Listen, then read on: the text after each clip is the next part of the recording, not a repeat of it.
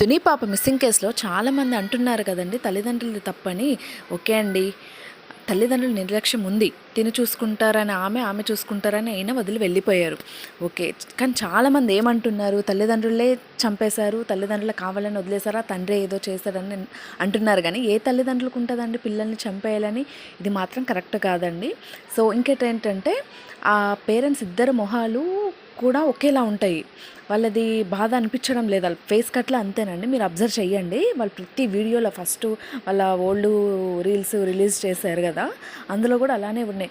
వాళ్ళ ఫేస్ కట్లు అనేవి కొంచెము నవ్వేటట్టు కొంచెం అలానే ఉన్నాయి. సో దానివల్ల వాళ్ళు అక్కడ బ్లేమ్ అవుతున్నారు. కానీ ఎవరికి ఉండదండి.